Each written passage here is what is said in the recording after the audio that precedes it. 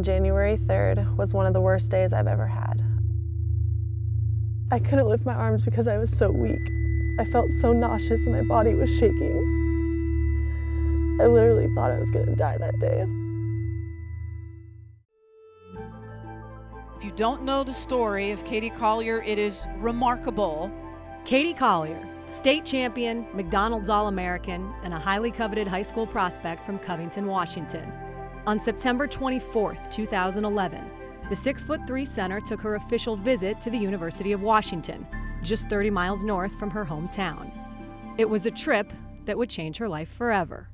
So when you woke up that Saturday morning, tell me what happened.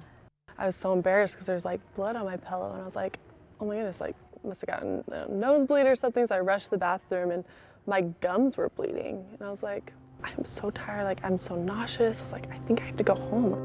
But after symptoms persisted, Katie was rushed to the University of Washington Hospital later that night.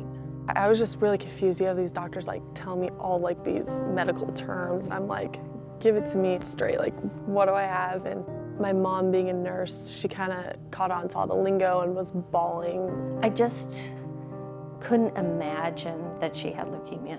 Just seemed completely impossible. And Katie was honestly the bravest one in the room. Like, didn't cry, barely even said anything. She said, okay. They told me, you know, you're gonna be in isolation for about 7 to 10 days, but before that, you know, like, we've got you stable so you can go out. What do you want to do? And I was like, I want to go play basketball. We got a call that said Katie was going to have to go into the hospital that afternoon and one last time wanted to shoot.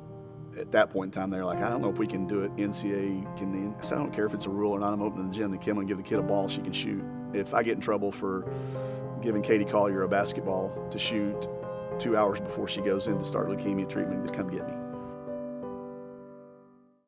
It was a good time to just pause and breathe and kind of forget about the cancer for a second.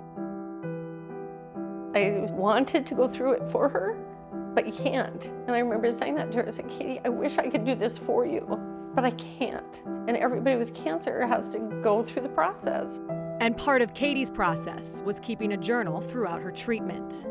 Actually, this is the first time like I've opened it in like years, so it's pretty crazy to read it. January 3rd was one of the worst days I've ever had. I felt extremely sick and I couldn't feel my arms or my legs. They both went numb and I couldn't lift my arms. I couldn't lift my arms because I was so weak. I felt so nauseous and my body was shaking. Once I arrived at Seattle Cancer Care, Megan had to lift me out of the car and put me in a wheelchair. I literally thought I was gonna die that day. But Katie made it through that day, and the next, and the next. She endured 8 months of chemo and was declared cancer-free in April of 2012. But that July, in her first open gym as a Husky, Katie's comeback story took another turn. I was feeling healthy, feeling strong in the weight room, and finally feel back to normal, and I did a post move and heard a huge pop and went down and yeah, tore my ACL. She was so looking forward to playing that year, and that just threw us all. You said that coming back from the knee injury was almost harder than your battle with leukemia. How so? I feel like my knee was a lot harder in a sense than going through cancer because just sitting on the sidelines is always the hardest. Oh, I like this player Collier more and more that I see her. I love her story, her journey. If I beat leukemia, if I tore my ACL and I came back, I'd be like, hey, I just want to let everyone know that I had cancer. And I mean, you know, Katie just doesn't do that. And I just think that says so much about her as a person.